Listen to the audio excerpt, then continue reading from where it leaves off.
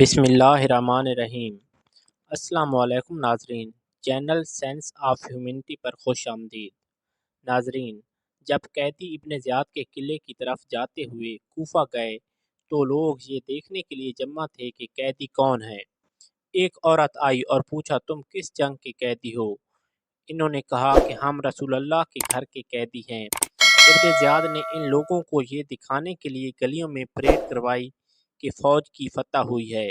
اگلے دن شمر، جس نے تمام عورتوں اور زین العابدین اور 2 غلاموں کو پکڑ لیا تھا، انہیں ابن زیاد کے سامنے لانے کے لیے کوفہ کی طرف جانے لگا۔ جب عورتیں اپنے خیموں سے باہر نکلیں تو وہ دور دیکھتی تھیں کہ میدان جنگ میں سب کے جسم خون میں لت پت تھے اور کچھ بری طرح مسخ ہو چکے تھے۔ وہ سب ایک ساتھ چیخے اور سیدنا زینب نے پکارا، یا محمد یا محمد، اے محمد اے محمد۔ انہوں نے امام حسین کو مسخ کر دیا ہے اور وہ خون میں لت پت پڑے ہیں۔ سیدنا زینب نے پھر فرمایا، تمہاری بیٹیاں بیڑیوں میں جکڑی ہوئی ہیں اور قید ہیں، تمہارے بچے شہید ہو چکے ہیں اور ان کے جسموں پر مٹی پڑی ہے۔ سیدنا زینب نے یہ فرمایا تو دشمن کی آنکھوں میں بھی آنسو آ گئے۔ انہیں کوفہ میں گورنر ہاؤس لے جایا گیا۔ ابن زیاد نے سیدنا زینب کی طرف اشارہ کیا اور پوچھا، یہ کون ہے؟ کیونکہ وہ نہیں جانتے تھے کہ سیدنا زینب کون ہیں۔ برباد ہو چکی ہے کھیتی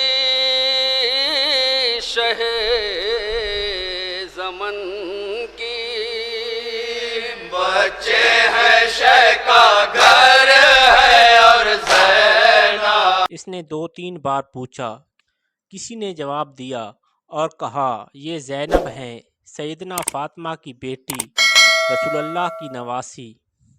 ابن زیاد نے زینب سے کہا کہ میں خوش ہوں کہ تیرے چھوٹے بھائی کو سزا دی۔ یہ سن کر زینب نے کہا، میں اللہ کا شکر ادا کرتی ہوں کہ اللہ نے ہمیں رسول اللہ کے گھر جنم دیا، اور فرمایا، یہ دنیا صرف چند دنوں کی ہے اور تم یہ سوچ کر غلط ہو کہ ہمیں شرمندہ ہونا چاہیے، کیونکہ آخرت میں ہم عزت دار ہوں گے اور اللہ تعالیٰ برے لوگوں کو سزا دے گا۔ ابن زیاد نے کہا کہ تم نے نہیں دیکھا کہ میں نے تمہارے تمام رشتہ داروں کو قتل کیا اور ان کی لاشیں کس طرح مسخ کیں؟ سیدنا زینب اپنے آنسو روک نہ سکیں کیونکہ سیدنا زینب نے یہ واقعات اپنی آنکھوں کے سامنے۔ ابن زیاد تخت پر بیٹھا اور امام کا سر ان کے ہاتھوں کے درمیان تھا۔ اس کے پاس ایک چھڑی تھی اور اس سے اس نے امام کے ہونٹوں کو مارا۔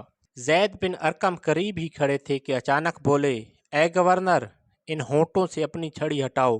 بے شک میں نے نبی صلی اللہ علیہ وآلہ وسلم کو ان ہونٹوں کو چومتے ہوئے دیکھا ہے، اور وہ رو پڑا۔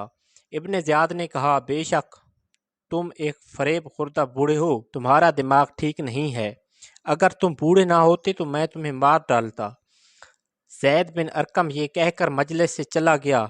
اے اہل عرب، آج کے بعد تم غلام ہو، تم ابن زیاد کے غلام ہو، اور وہ تم میں سے بہترین کو مارنے والا ہے اور وہ تمہیں ذلیل کرنے والا ہے، اور یہ بدترین زندگی ہے۔ لوگ باتیں کرنے لگے کہ کیا ہوا، اور ابن زیاد ڈر گیا۔